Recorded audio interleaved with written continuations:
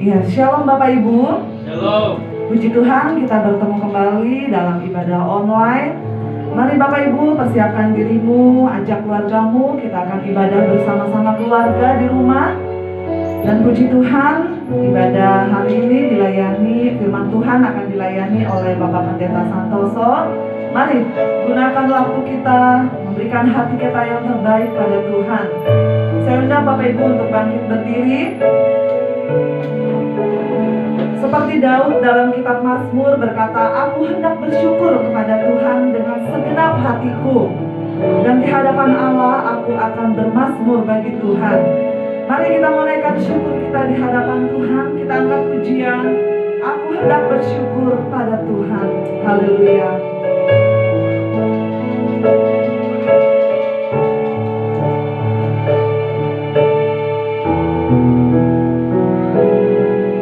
Aku hendak bersyukur pada Tuhan karena keadilan-Nya, dan bermazmur bagi nama Tuhan yang maha tinggi. Ya Tuhan, ya Tuhan, Tuhan kami, betapa mulianya nama-Mu. Katakan Tuhan kami, amin, dimuliakan atas seluruh bumi. Segenap hati dari awal karena pujian ini, mari kita naikkan syukur kita. Aku hendak bersyukur pada Tuhan karena keadilan-Nya, dan bermazmur bagi nama Tuhan yang maha tinggi. Ya Tuhan, Tuhan kami, betapa mulianya nama-Mu. Tuhan kami, dimuliakan atas seluruh bumi. Ya Tuhan, Tuhan kami, ya Tuhan, Tuhan kami, betapa mulianya nama-Mu. Tuhan kami, dimuliakan, dimuliakan, dimuliakan, dimuliakan, dimuliakan atas seluruh bumi.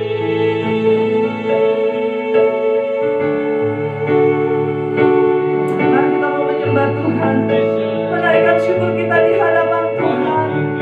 Seperti Daud selalu menyatakan ucapan syukurnya di hadapan Tuhan. Daud bukan orang yang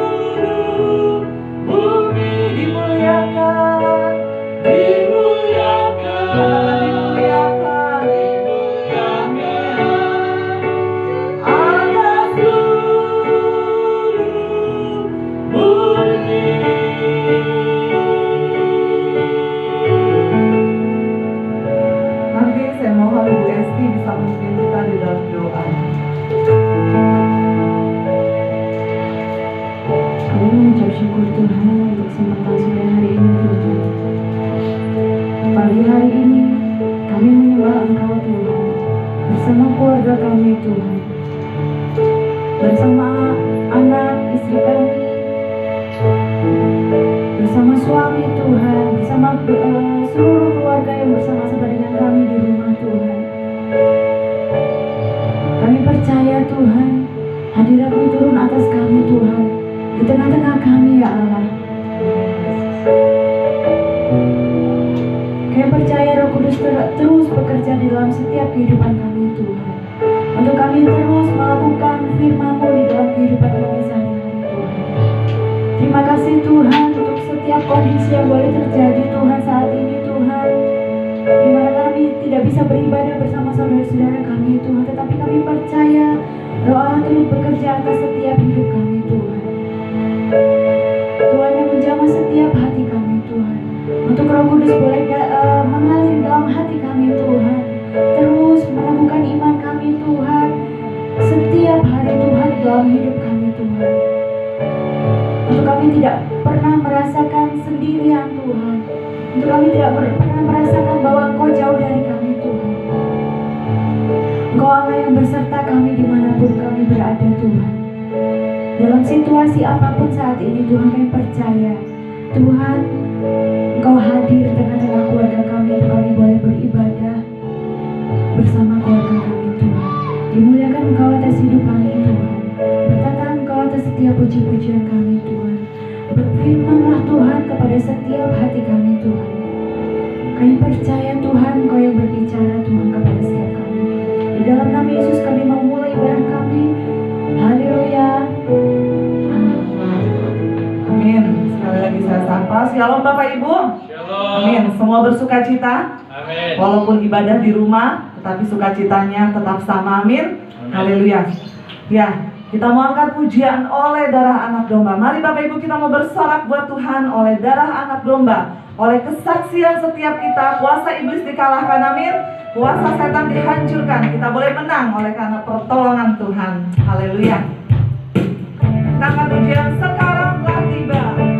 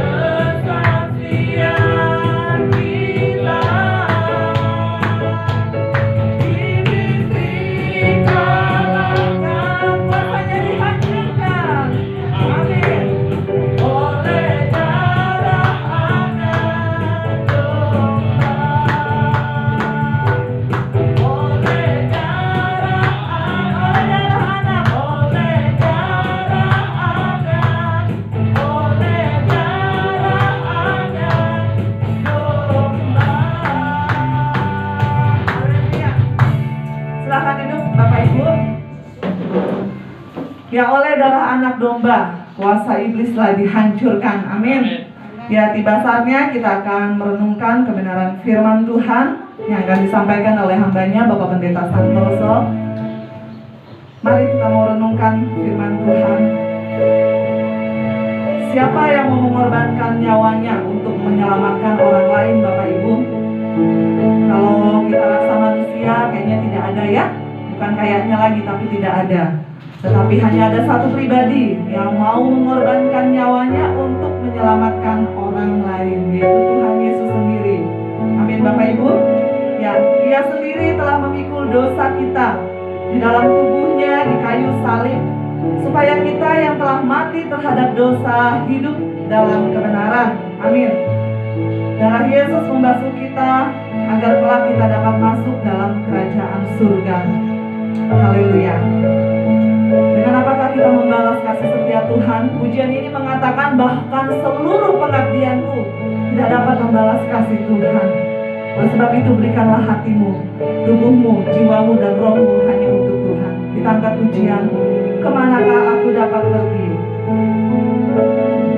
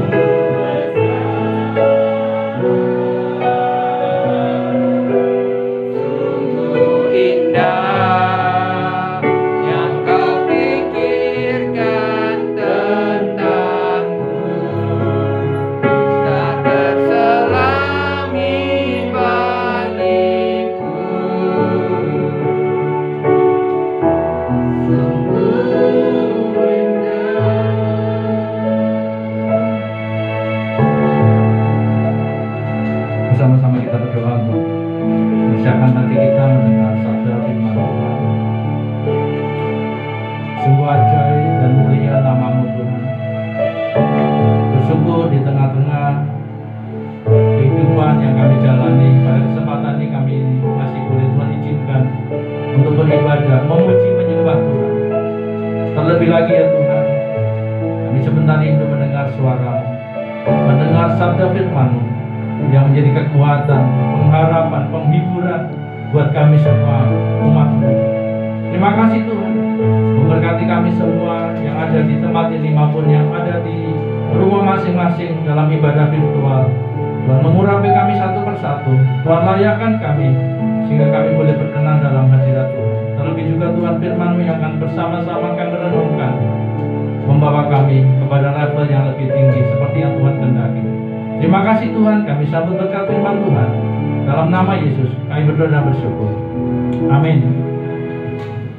Puji Tuhan, Bapak Ibu yang saya kasih dalam nama Yesus. Shalom.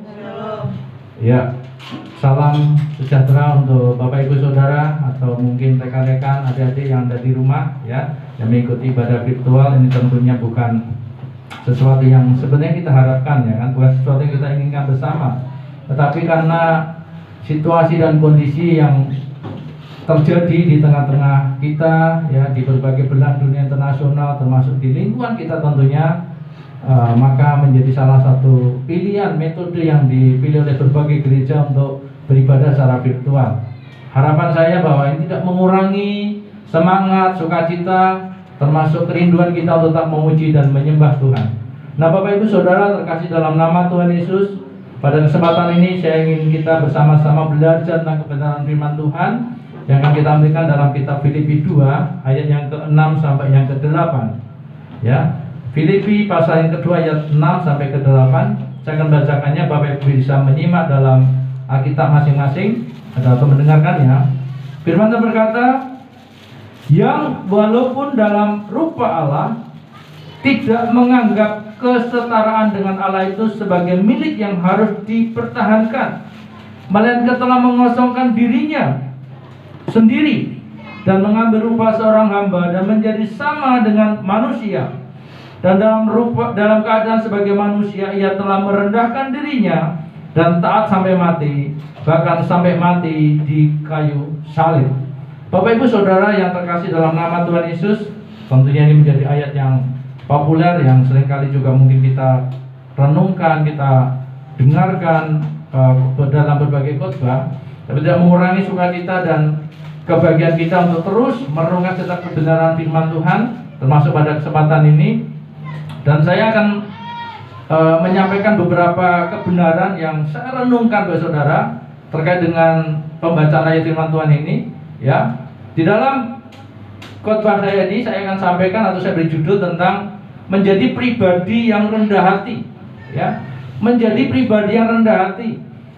Kalau mungkin Bapak Ibu mungkin aktif di media sosial ya, di berbagai media televisi atau mungkin di internet, kita seringkali mendengar ada banyak orang yang seringkali menggunakan posisi jabatan untuk melakukan tindakan-tindakan yang notabene merendahkan atau mengecilkan orang lain ya. Sebagai contoh, mungkin beberapa waktu lalu kita ada video ya, seorang polisi yang melakukan tindakan-tindakan yang kurang humanis, atau satuan-satuan Pol PP yang melakukan tindakan berdalih dengan penegakan hukum atau aturan oleh pemerintah daerah, melakukan tindakan sewenang-wenang kepada para pedagang kecil, kepada masyarakat-masyarakat yang sebenarnya membutuhkan perlindungan karena mereka butuh makan, butuh minum, tetapi karena mungkin dengan dalil tertentu mereka akhirnya mendapat perlakuan-perlakuan yang tidak manusiawi. Nah, Bapak Ibu Saudara yang saya kasih dalam nama Tuhan Yesus, dan hal ini sering terjadi dalam berbagai kehidupan masyarakat, bukan hanya mungkin di wilayah kita, mungkin di tempat banyak orang di luar sana juga sering terjadi. Atau mungkin Bapak Ibu juga pernah mengalami hal yang sama, diperlakukan tidak sebagaimana mestinya. Nah, firman Tuhan yang saya sampaikan yaitu menjadi pribadi yang rendah hati. Ya, seringkali ini berlawanan dengan karakteristik kita. Kenapa? Sebagai manusia kita pengen dipuji, kita pengen ditinggikan, kita pengen diposisikan di tempat yang lebih baik daripada yang lain. Jadi kecenderungan kita. Nah, saya ingin kita bersama-sama meneladani tentang pribadi yang tentunya pribadi yang kita sembah bersama-sama, yaitu Tuhan Yesus, saudaraku. Karena mungkin banyak pribadi yang lain juga bisa dijadikan teladan, tapi sebagai orang percaya, ya hidup kita, kekristenan kita harus tertuju kepada Yesus Kristus. Nah, Bapak Saudara, menjadi pribadi yang rendah hati, ya. Saya ingin Bapak Ibu kita menyimak dalam Alkitab kita ini. Yang pertama itu adalah terkait dengan poin yang pertama, yaitu yang walaupun dalam rupa Allah tidak menganggap kesetaraan dengan Allah itu sebagai milik yang harus dipertahankan.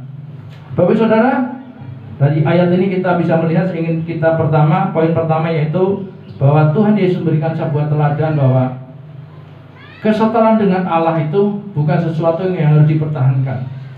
Baik, bayangkan, ini bukan sesuatu yang mudah.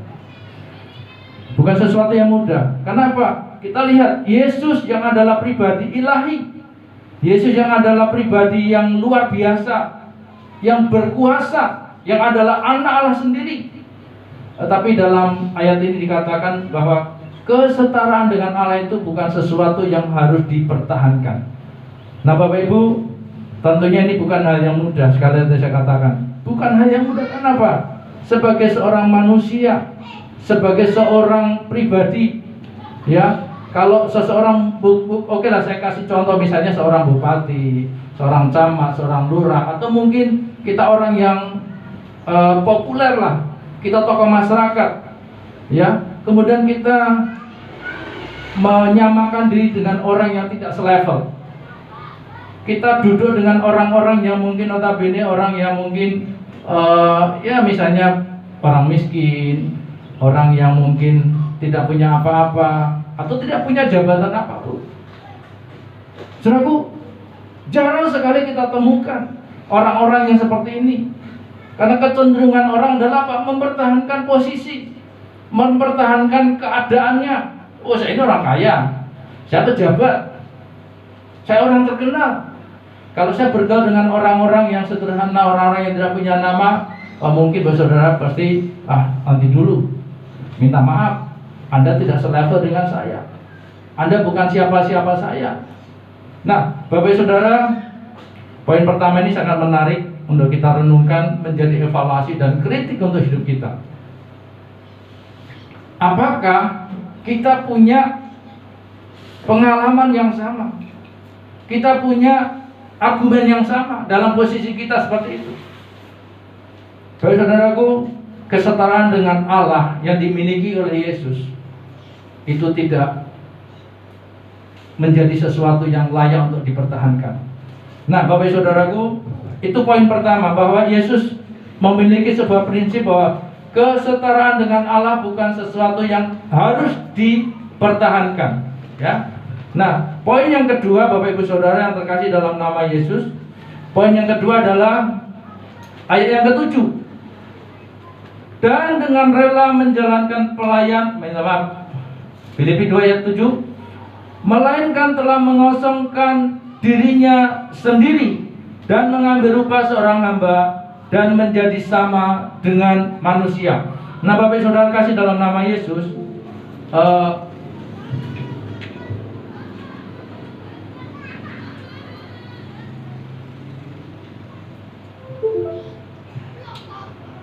dalam poin yang kedua ini,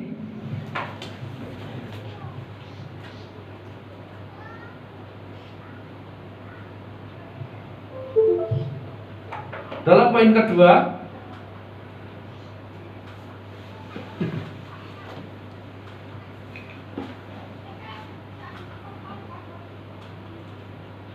mengosongkan dirinya, ya. Ayat 7 jelas dikatakan, dan yang dengan rela, saya ulangi lagi tadi, melainkan telah mengosongkan dirinya dan mengambil rupa seorang hamba dan menjadi sama dengan manusia.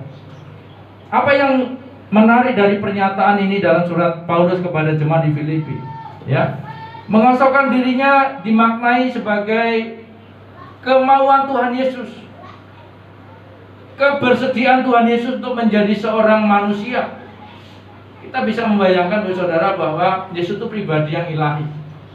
Yesus pribadi yang berkuasa. Yesus pribadi yang menciptakan alam semesta. Tetapi karena kerendahan hatinya, karena kasihnya kepada kita umat manusia, dia rela mengosongkan dirinya. Nah, mengosongkan dirinya, saudaraku, dimaknai dengan mengambil rupa seorang manusia. Bayangkan, Bapak Ibu Saudara, bahwa Allah yang kita sembah, Allah yang pencipta langit dan bumi itu, dia rela menjadi manusia dengan berbagai keterbatasan, dengan berbagai kelemahannya. Yang kedua, Bapak Saudaraku, saya menarik sebuah pembelajaran, sebuah nilai, bahwa mengosongkan dirinya bermakna bahwa Yesus rela menjadi seorang hamba, ya, menjadi doulos. Dalam makna sebenarnya kita tahu dalam bahasa Yunani doulos itu berarti hamba. Bayangkan, dia seorang pemimpin, seorang yang hebat, seorang yang, ya kita tahu tidak bisa dibandingkan dengan siapapun, tokoh sekaliber, ya, Presiden Amerika, mungkin penemu-penemu ilmu teknologi di dunia yang pernah ada, belum bisa dibandingkan dengan pribadi Yesus sendiri. Tapi dalam cerita, dalam sejarah yang kita tahu melalui kebenaran firman Tuhan, dia mengosongkan dirinya dan menjadi seorang hamba. Saudaraku, saya ingin membuat sebuah gambaran, ya, Yesus menjadi seorang manusia, ya, yang kedua menjadi seorang hamba. Kita bisa, saya ingin Bapak Ibu kita punya bayangan, kita punya imajinasi, seperti apa sih gambaran seorang, ya, seorang hamba, seorang budak. Ya kan dalam perjanjian lama, saudaraku, mungkin kalau kita bilang hari itu nggak manusiawi lah, ya, manusia yang punya akal budi, punya kemauan, punya kehendak, yang notabene juga sebenarnya sama, tapi diperlakukan sebagaimana bukan manusia. Kenapa? Dia posisinya budak, dia bisa diperjualbelikan, dia bisa ditukar dengan barang dan atau apapun, dan bahkan dia kehilangan hak-haknya sebagai seorang manusia. Saudaraku, tapi itulah perjanjian lama. Pada zaman dulu kita tidak bisa mungkin ya menghakimi, karena itu menjadi sebuah budaya, menjadi sebuah, ya, kehidupan yang lazim. Tapi hari ini, saudaraku, ya, kita bisa bayangkan, ya, sudah tidak lagi perbudakan. Mungkin masih ada tapi tidak terekspos, tapi sangat kecil sekali. Tapi dalam artian ini, Yesus mengosongkan dirinya menjadi seorang hamba, menjadi manusia. Itu bukan sesuatu yang mudah, Bapak Saudara.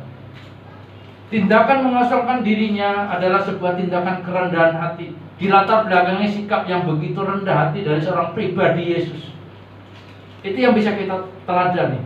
Yang ketiga, Bapak Saudaraku, ya, saya ingin membuat sebuah kesimpulan juga atau penilaian saya yang ketiga, pelajaran yang ketiga, ayat 8. Dan dalam keadaan sebagai manusia, ia telah merendahkan dirinya dan taat sampai mati, bahkan sampai mati di kayu salib. Saudaraku, Yesus merendahkan diri serendah-rendahnya.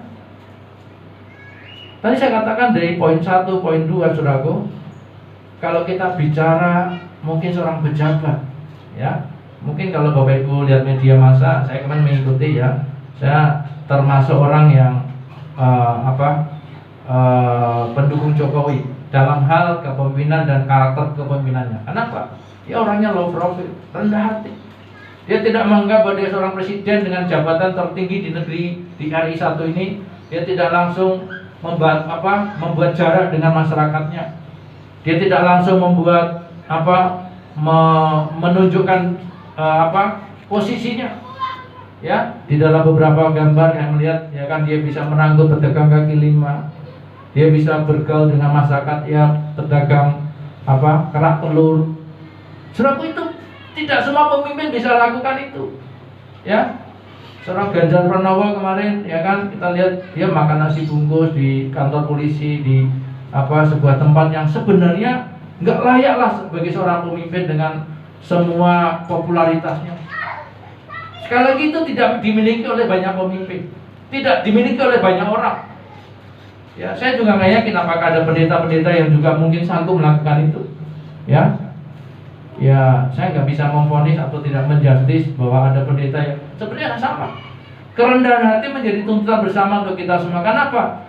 Kerendahan hati Yesus itulah yang menjadi teladan kita, menjadi panutan kita, bahwa walaupun kita hamba Tuhan di kota, di desa, sebesar apapun, kita adalah pribadi yang harus tetap rendah hati.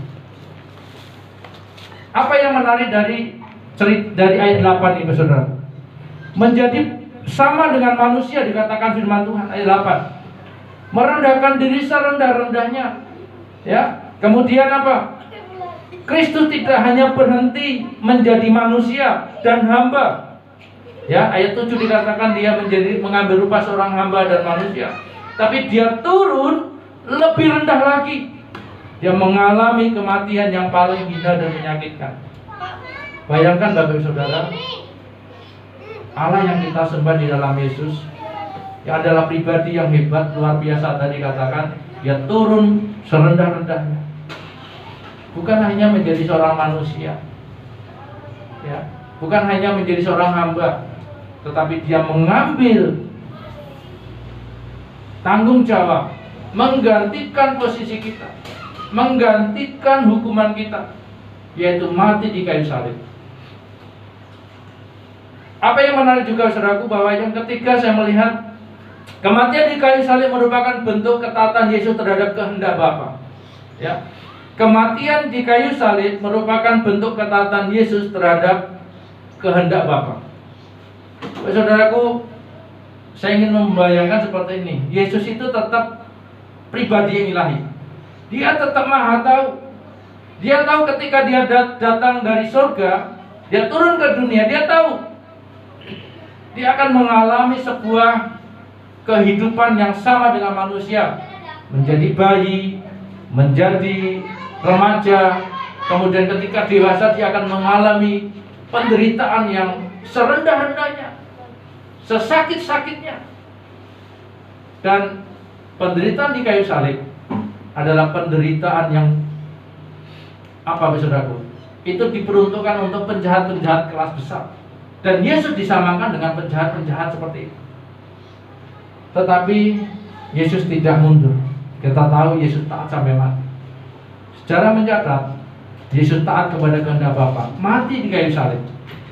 Bagian dan tanggung jawab kita adalah belajar bagaimana kita juga menjadi taat kepada firman Tuhan. Yang terakhir, saudaraku, saya menarik ke sebuah kesimpulan. Mengapa kita harus rendah hati? Mengapa anak-anak Tuhan, mengapa orang-orang Kristen di seluruh dunia, saya dan Bapak Ibu Saudara, harus menjadi orang-orang yang rendah hati? Yang pertama, saya ingin membuat sebuah kesimpulan. Kenapa? Efesus ayat 2, mungkin nanti kita bisa baca di rumah masing-masing atau baca setelah ini saya tidak bacakan. 1 Petrus 3:8. Kenapa? Firman Tuhan menghendaki kita menjadi orang-orang yang rendah hati.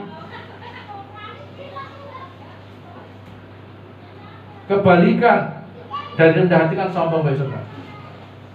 Tuhan gak suka dengan orang sombong. Tuhan suka dengan orang-orang yang rendah hati. Tuhan menentang orang-orang congkak, tetapi mengasihi orang-orang yang rendah hati. Yakobus 4 ayat 6, 1 Petrus 5 ayat 5. Perhatikan tadi saya ulangi. Tuhan tidak menyukai orang yang congkak, tapi Dia mengasihi orang-orang yang rendah hati. Orang yang meninggikan ia akan direndahkan, dan barang siapa merendahkan diri, ia akan ditinggikan. Ini cerita ini tentang ada seorang pemungut cukai dan orang Farisi. Ya, saya buat gambaran bahwa saudaraku, seorang Farisi dan pemungut cukai datang beribadah bersama-sama. Mereka bersama-sama berdoa, dan apa yang terjadi? Yesus membuat sebuah perumpamaan itu bahwa orang Farisi berkata, Tuhan, aku tidak seperti dia. Aku selalu melakukan kebaikan. Aku memberikan 1/10. Aku membantu orang miskin. Aku melakukan kebaikan ini, kebaikan itu, dan seterusnya.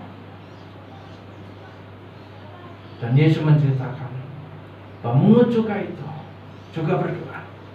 Bahkan dikatakan dia tidak berani menengadahkan kepalanya ke atas. Dia menunduk sebagai tanda kerendahan hatinya. Dia merasa dia tidak layak di hadapan Tuhan. Apa yang terjadi?